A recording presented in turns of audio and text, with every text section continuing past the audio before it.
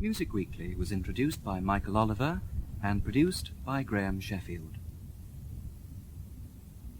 And now, at 5 to 3, Jazzmen Talking, a series of 8 programs featuring well-known jazz musicians.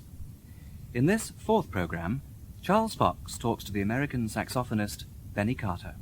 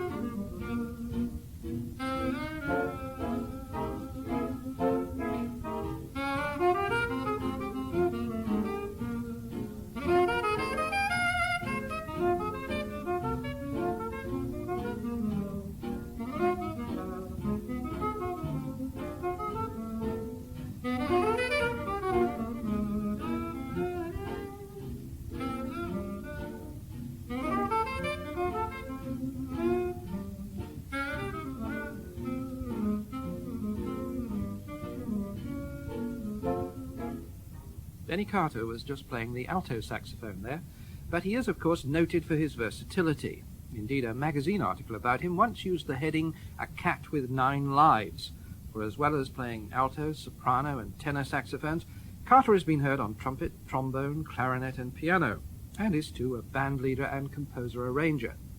I went to talk to Benny Carter when he was in London during the summer of 1977, and I began by mentioning the tune we've just heard, Blues in My Heart, which, of course, he wrote. Was it, I asked, an early composition? Yes, probably the first one. Uh-huh. Published, anyway. When you're writing orchestrations, do you write at the piano, or do you write straight onto paper, or what? Well, I write straight onto the paper in that I don't prepare a sketch in advance, but I do work at the piano prior to that sometimes. Well, usually, most times, I must say. Of course, if I get into what we call a panic, a last-minute something, I go to the kitchen table as far away from the piano as I can get. Yes. And it sort of moves a little more quickly. You spent a great deal of your life actually writing music, arranging it, scoring it. Do you feel a need to actually play as well as write? Gee, I don't know. It's hard to say what need I feel. I just do it when it comes, and it's very difficult to maintain the two unless you're able to do them. Much of each one, even the writing, a lot of people don't realize that if you don't write for a while, you, as we say in the trade, you lose your chops, just as playing an instrument, Yes. When you sit down to write again, and it takes a little while just to get yourself, back into the habit. If you don't write anything for, say, 3 or 4 months, at least that's what it is with me. You made a record under your own name, The King. Of course, you were nicknamed The King, weren't you? By someone, but it was Norman's idea to call the album The King, not me. Ah, yes. You were once King Carter, I seem to remember. Yes, that's and right. King Carter was yours That's right. years ago. Those are mostly your compositions, I think, on The King, weren't they? On that, all of my compositions. Yes. All were. And little arrangements. Well, you could call them arrangements. All head arrangements, sort of put together on the session. It's a small group session. Yes. With Milt Jackson. Oh, yes. Mm-hmm. Rhythm section, Milt and myself, 6 of us.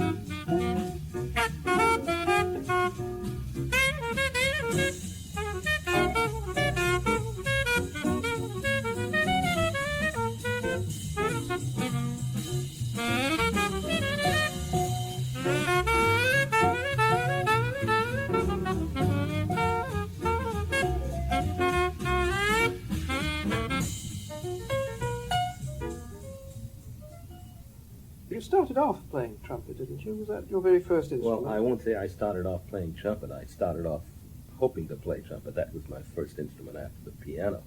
But I didn't really do very much with it. I just kept it over a weekend and took it back, changed it for a saxophone. How old were you then? I was about 14.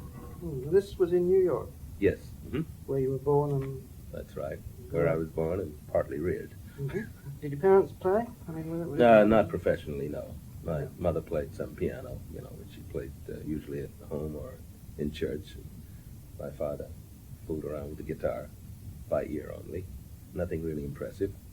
Did you, at an early age, discover you wanted to be a musician, or were you interested in music right from the start? Oh, I was interested in music, yes, but I think I became interested in the trumpet because I had a cousin named Cuban Bennett who was a very fine trumpeter, and I had an older friend, Bubba Miley, who lived in my neighborhood and whom I admired greatly, and that's why I wanted to play the trumpet. But then I was also taken with the saxophone after hearing Frankie Trumbauer on record, and Don Redman and Coleman Hawkins. I decided I'd like to play the saxophone, after having been told, of course, that it was easier than the trumpet, which it really isn't. None of them are easy. So Frankie Trumbauer, you heard him on record. You didn't hear him in the flesh in those No, I days? didn't. No, heard him on a record with the Benson Orchestra of Chicago. What was it attracted you? Was it his sound or his... Oh, his sound, his manner of playing, and his phrasing. He had something that I thought was kind of unique. And at that time, I tried to emulate it. Of course, you know, at the time we're talking about the 20s, middle 20s, there weren't all that many people who, in a sense, had achieved a style for playing jazz on the saxophone, were there? No, there certainly weren't. That's one thing that I always say about Coleman Hawkins. He had almost no one to pattern his style after, so he was really, as I consider, a great creator. You were all starting from scratch on the saxophone. Sort of, yes, sort of, So, when you started working professionally, it was on alto, was it? Well, actually, no. When I first started working professionally, and of course I guess you define the word professionally when you're paid for it, right? Right, okay. So the first time I was really on C Melody playing with a trio with Willie the Lion Smith. Oh, yeah. And he had, just the piano, drums, and saxophone. So I played C Melody because that's what Frankie Trumbauer was playing when I first heard him. Indeed. So that was the first time. When did you start working with bands? Oh, well, I started with, I guess the first band I played with was June Clark. A trumpet player? Yes, trumpet player, yes. That was about a sextet, I believe we had, a sextet. And after that I worked with Billy Fowler, which was a larger band, probably about 10 or 12, I think. And then I worked with the Henderson Collegians, with Horace Henderson. Oh, was that when you went to Wilberforce College? It was Yes, Wilberforce that College, was Wilberforce University. Wilberforce Yes. University, isn't it? It's in Xenia, Ohio, which is Uh-huh. a short distance from Columbus, Ohio. Uh-huh. I didn't actually attend school there. I never matriculated there, but I Oh. did live on campus and played with the band. Because Horace Henderson was he involved with the university, or was he just around there, or what? No, he was a student. He was a student Oh, yeah. there, was he? Oh, sure. All of the other members of the orchestra were students. Uh-huh. I was the only exception, I think. So, was this a band that then became a regular band? In the sense, did Horace Henderson take it round? Yes. Oh, yes. We did touring, and then after which Horace Henderson left the band for some reason or another, and the members elected me the leader. Uh-huh. So that's how I started having my own band. When would that be? I think about 1928, it seems to me. Had you started writing then, arranging? Yes, I had. I started arranging when I was with Charlie Johnson. At Small's At Small's Paradise. Paradise, that's right.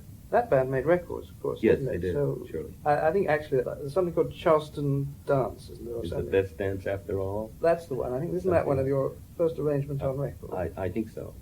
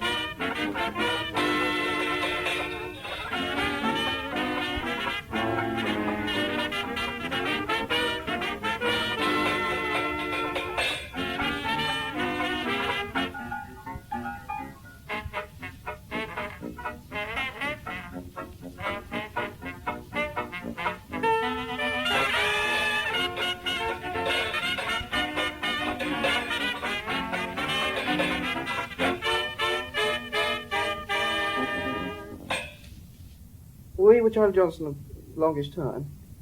A matter of months. Oh, Yes. not too long. I don't. Maybe I was in and out for a bit. Where do you go from there?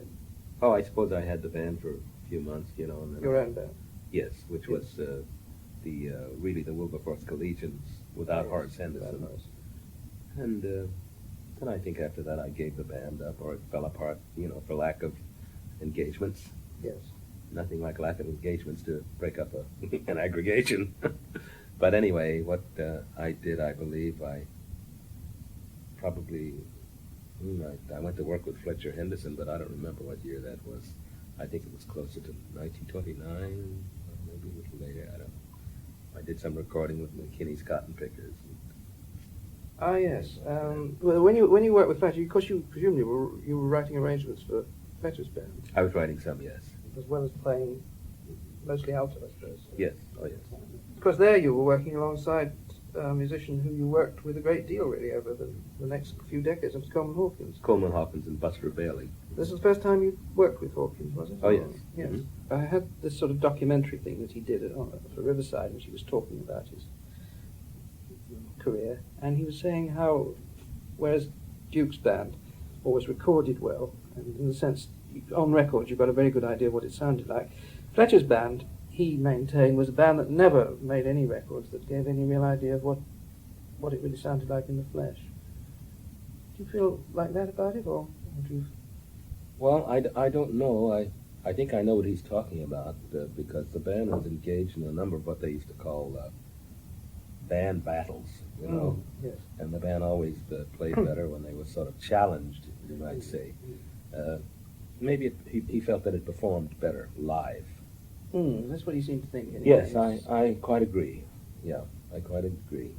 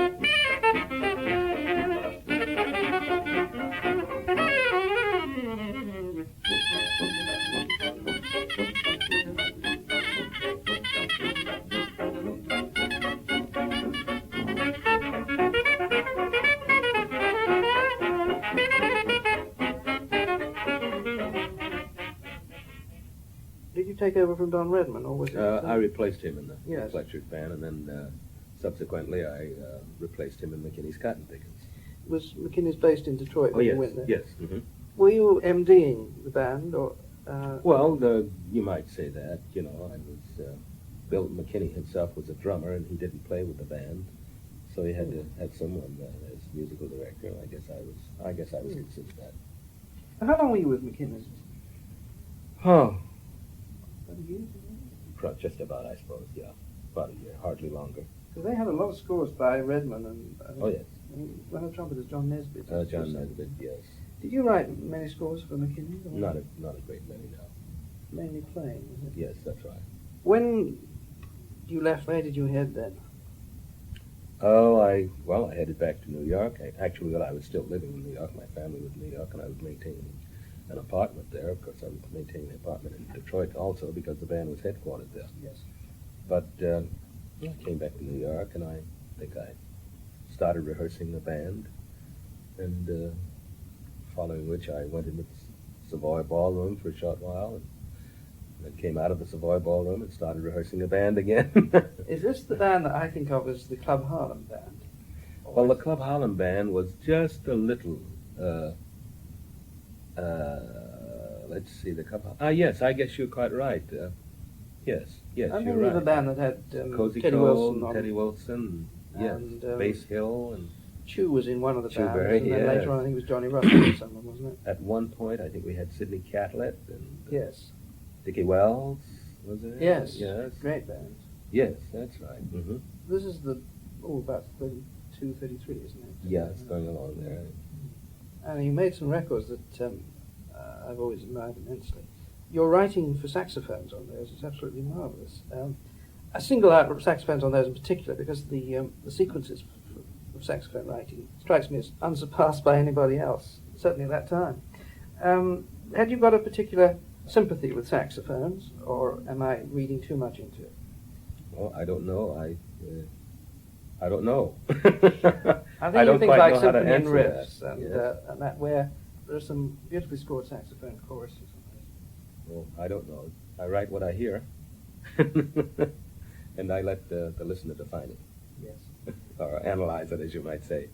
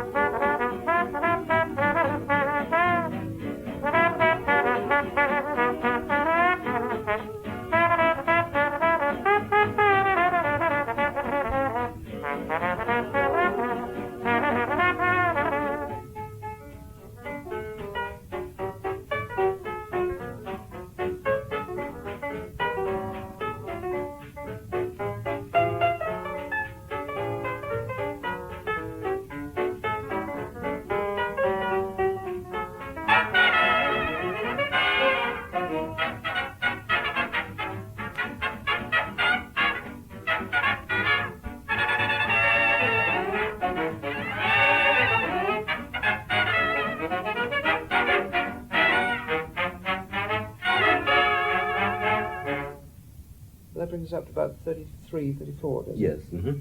What happened to you then? The band, you disbanded that at some point. Yes. didn't you? Well, I was just writing arrangements for different groups, Mhm. different orchestras Mhm. around New York, and playing theaters, Oh. with the orchestra, which I would get together for special occasions.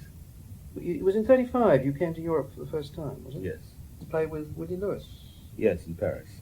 Was that at the Chez Florence? Yes, that was it. The Chez Yes. Florence on Rue Blanche. I mean, Willie Lewis had been in Europe for a while already. He'd probably been there, almost 10 years. Yeah. I think if he came over with Sam Wooding, had he come over with Sam Wooding? Yes, I he did, I think? think. Well, that was Mhm. 1925, I Yes. think.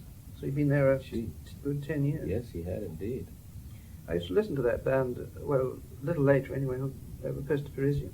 Uh-huh. And you played trumpet a fair bit with Willie Lewis, didn't you? Yes, a bit, yes. You certainly made at least a couple of the records, the Stardust and All of Me, I think, was another one where you played trumpet. Were you playing more trumpet than usual at that time with him, or was there any reason for this? Or? Gee, I don't know. I don't think so. I was playing a saxophone as well. Yeah. I was just doubling.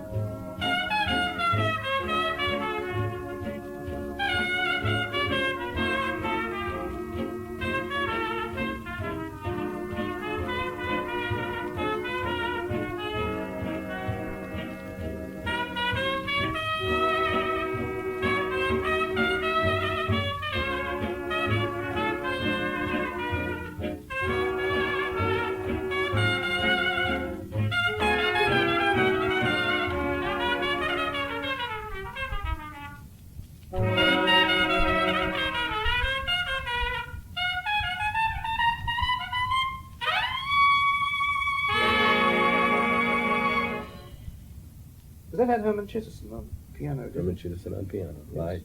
How long were you in Paris with Billy Lewis? About a year? Well, I was in France altogether for about 9 months, Mhm. close to it. I was in Paris and then in Cannes for a little while during the summer months. I think the idea that you should come over to England and work for the BBC Dance Orchestra was it Leonard Feather's idea? As far as I know, yes, he was the first one that contacted me about it. Because he was working as a musical journalist over here then. And, Right. Presumably you were already friendly with one another. No, I didn't know him at all. Ah. No. We've become fast friends now, but I didn't know him at that time. And I think you arrived sometime at the beginning of 1936, did you? March, yes. When I say that I didn't know Leonard at the time, I knew him through his writings for the Melody Maker, but we hadn't met before, although he had been in the States before. Anyway, he persuaded Henry Hall, who was leading the BBC Dance Orchestra at that time, that this would be a very sound idea, as of course it was a fine idea.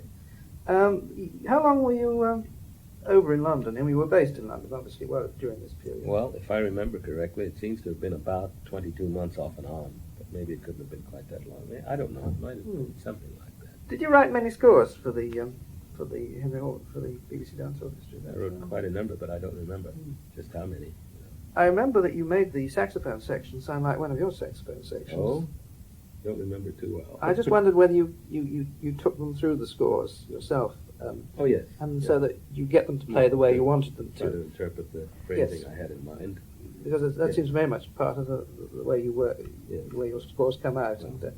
And that they sound like one of your saxophone sections. You know? Well, it was a very good saxophone section, actually. It was a very good orchestra.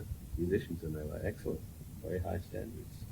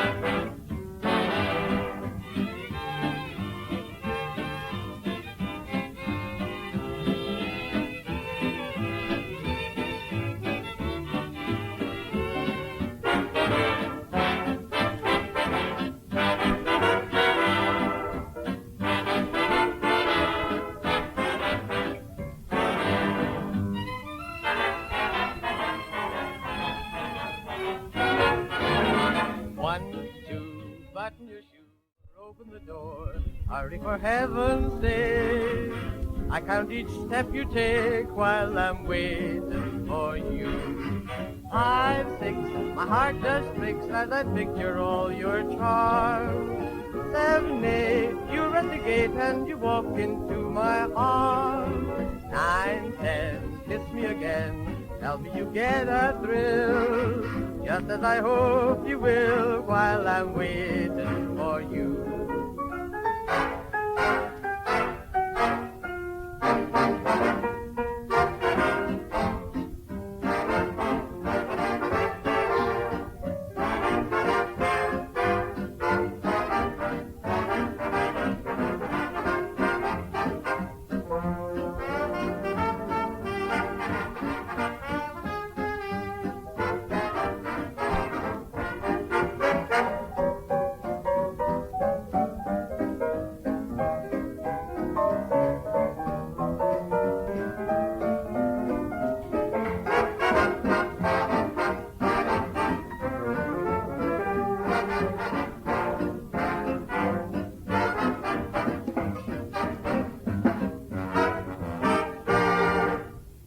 So you were in London, I suppose, pretty well all through 36 and beginning to 37, and then... Well, I Then, was, as I said, I came in and I was only on temporary work permits, and I had to leave periodically and apply for a re-entry permit. Yes. And after a decent interval, they would allow me in again. Yes. I was never refused the re-entry permit, but it was always sort of limiting in time and restrictive in the conditions. I couldn't play at all, I might mention. No, yourself, no. Well, No. by that time there was this thing between the AFM and the British Musicians Musicians Union. Union, Yeah, which that's right. must have been very frustrating. Although I suppose you could do some late sitting in odd places. Did you do any As a sitting? matter of fact, I did. I did. When I had the time, I Mm. used to go to a club here, I think, called The Nest. Yes. There was one called the Shim Sham. Yes. Oh, there must have been a couple of others that I can't recall at the moment. But, Yeah, obviously you got in contact with, or you had a lot of local musicians over here around this period. That you were oh, yes, sure. Yes. sitting in with. Yes. Well, not only that, I recorded with a lot of them. Yes. Because I was allowed to, make records. Mm. One of the records you made, which was with a smaller group, was Waltzing the Blues, which was looked on as being one of the, if not the first, jazz recording in waltz style, or 3/4. As far as I know, it was the first, and I must also add it was Leonard Feather's idea. How was it? Yeah, it really was. I seem to remember too that on that you played alto, trumpet, and tenor. I think. Did I? I Oh, don't anyway. remember. I haven't heard it in years. You notched up all three instruments on it, as far as I recall. Yes. I don't remember. But it was, in a way, it was a sort of first. Yes. I mean, nowadays there's a lot of talk about the different time signatures and things, but I suppose yours was the beginning of that. Well, it really wasn't as revolutionary as it might have felt or might have seemed at that time, especially now with the people doing 7/4 and 11/8 and all of that business, you know. Still, And, got away from 4/4. yes, it did. That's right. Certainly did. It was kind of refreshing for a change.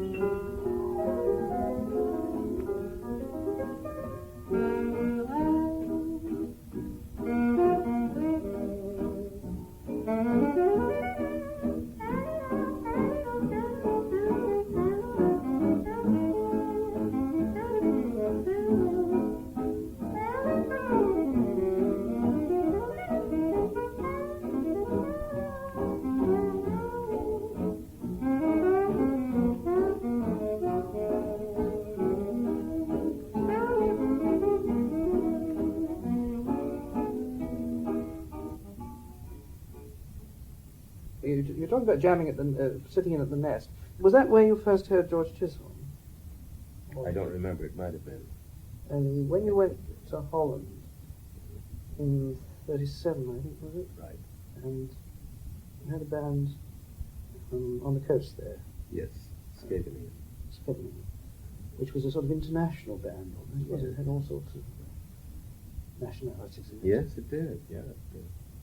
Oh, let's see. George Chisholm. He's a Scotsman, isn't he? Mm-hmm, yes. And Cliff Wooldridge, British, Yes. and who was the trumpeter. Who was the other? Jimmy Williams, saxophone and clarinetist. Yes, he was from here. Yes. Ray Webb on guitar. I think, and Len Harrison on bass. Oh, and then Louis Stevenson on alto, Bertie King on tenor, West York, Indian, yes, York D'Souza on piano, and who else was there? There was Sam Dasberg, who was a Dutch trumpet player, and who else? I take that up. That's about it. Who was the drummer? Oh, Robert Momache, who was a Martinican. Mm-hmm. Hawkins used to do with me. At least I know he did one broadcast with me for the BBC from Holland, Yes. from the Kurhaus where I was playing. Oh, it was a nice band. And then you also made some small group recordings with Coleman Hawkins. And Tom Hawkins and Chisholm and yourself. yes, yes. Remember, That's right. you playing trumpet or something. Yes. Freddie Johnson at the piano. Yes. Yes. Eddie Johnson. That's Yes, right. those were made in Holland. Mm. Mm-hmm. Yes, that's right.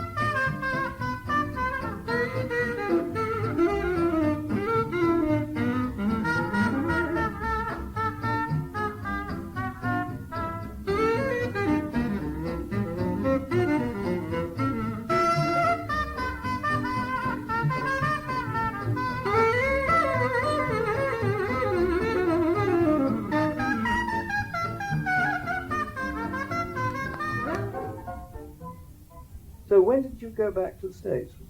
I think I went back to the States about May or June 1938. You've been away from the States now for About 3 years. about 3 years. Did you feel any changes when you got back in the sort of jazz scene there? Was there anything? Oh, yes, I guess I did. 52nd Street, that you heard about, that was kind of jumping at that time, you know. And the swing era had come in full-blown, and things were really going on there. Of course, meanwhile, bands like Bassist had arrived. And there was a new batch of musicians around, like Lester Young, that turned up. Right. It was a very nice atmosphere. I re-entered. Anyway, you started up a band when you got back to the States. Was this the band that was a record I've always liked, particularly Sleep? I think so, yes.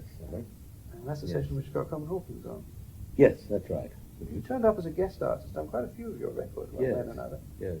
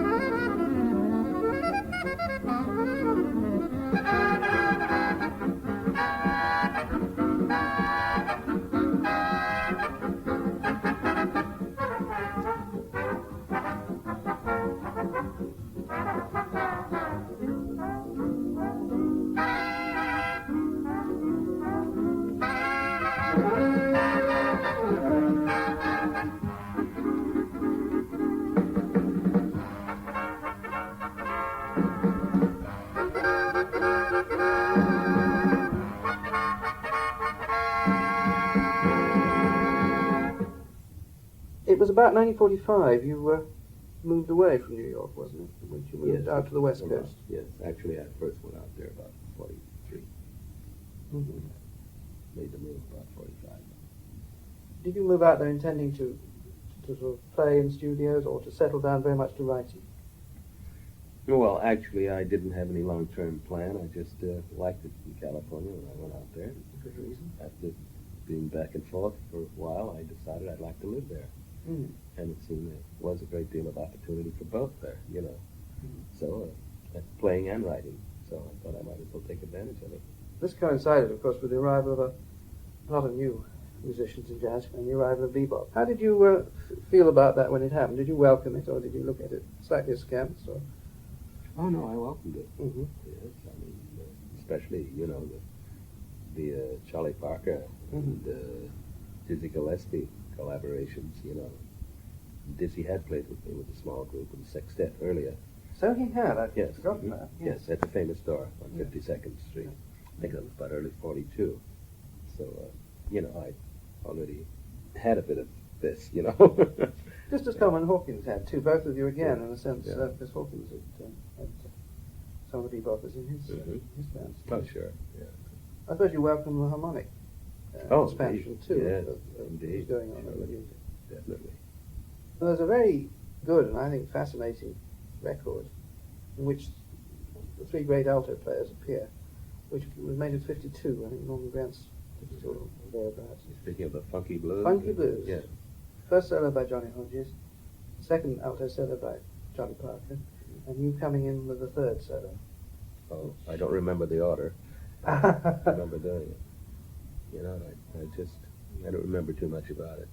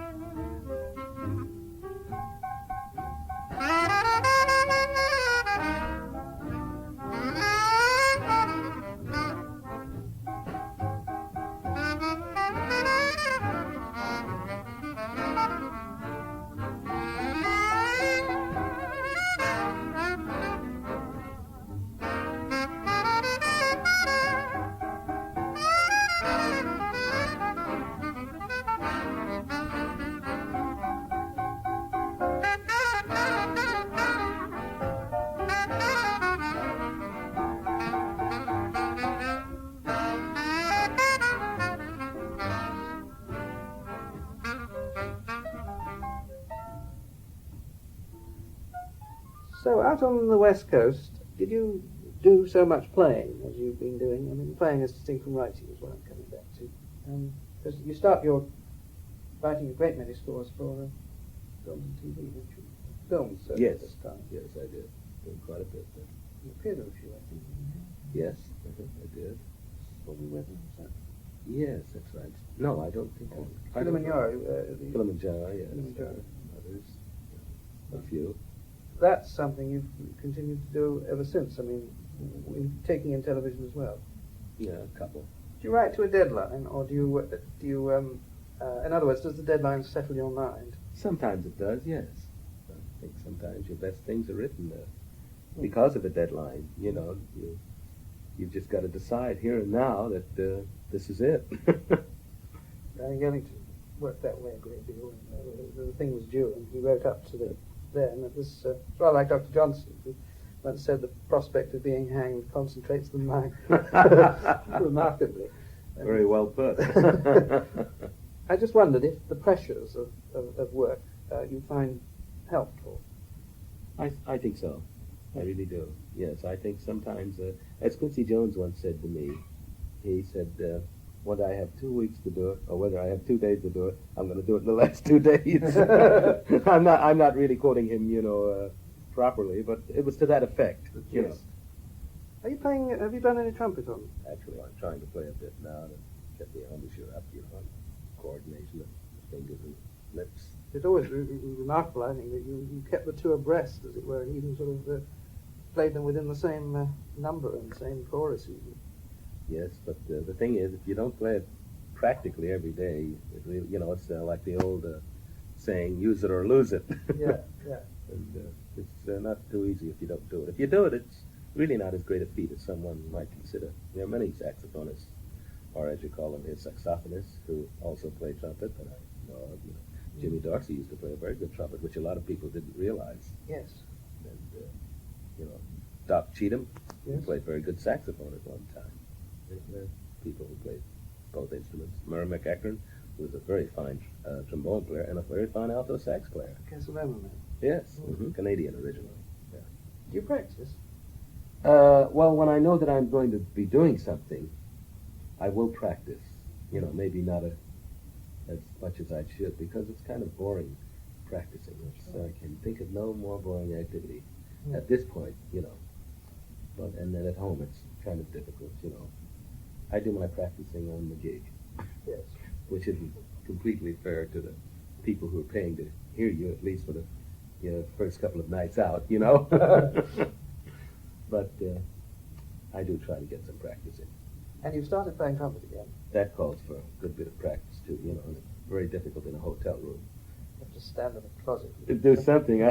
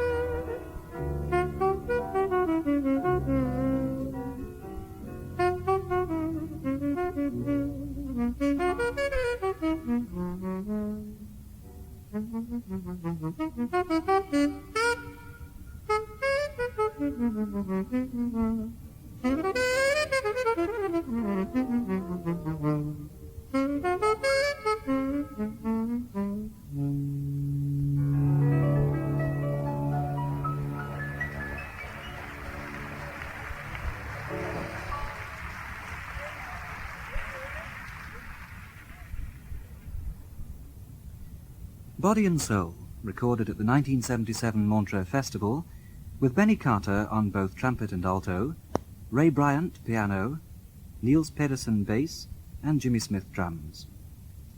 And it ends this fourth programme in the series Jazzmen Talking, in which you heard Charles Fox talking to Benny Carter. The producer was Derek Drescher. Next Wednesday afternoon at 10 to 3, the featured musician is the saxophonist Sonny Rollins. At 4 o'clock this afternoon, choral evensong comes direct from Worcester Cathedral. And between now and then, I'd like to take a moment to tempt you to listen to two of our programmes later on today. And firstly, from music to drama, and the scene, a wake. The dead man is Tim Finnegan, alias Finn McCool, alias Shem the Penman, alias Humpty Dumpty, alias James Joyce. Your wine for my wedding. Did you bring bride and bedding? Will you whoop for my deading? Is all. Wake! It's the ground. I'm looking gel. Did you drink me door now? Now be easy, good Mr. Finnemore, sir. And take your leisure like a god on pension and don't be walking abroad. So you'd only lose yourself in Heliopolis or wet your feet maybe with the puggy Jews abroad. Meeting some sick old bankrupt, or the Cotterick's donkey with the shoe hanging, clankata chankata, or a slut snoring with an impure infant on a bench. Which one you against life so And the weather's that mean too. Now let your ghost have no grievance. You're better off, sir, where you are. Prime signed in the fully address. Blood eagle waistcoat and all. I seen your missus in the hall, like the Queen of Era. And I herself that's fine too, don't be talking. And her hair's as brown as ever it was, and wavy and wavy. Easy now, easy now, you Jason man with your knees. And lie quiet and repose your honour's lordship. Hold him here, and may God strengthen you. It's our warm spirits, boys. He's spurring. Oh, Leafy. So be it. Suppose you know. No more.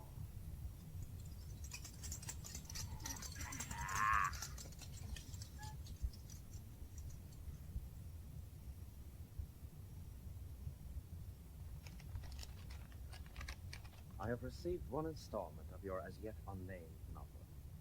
I don't know whether the drivelling rigmarole of this nightmare production is written with the deliberate intention of pulling the reader's leg or not.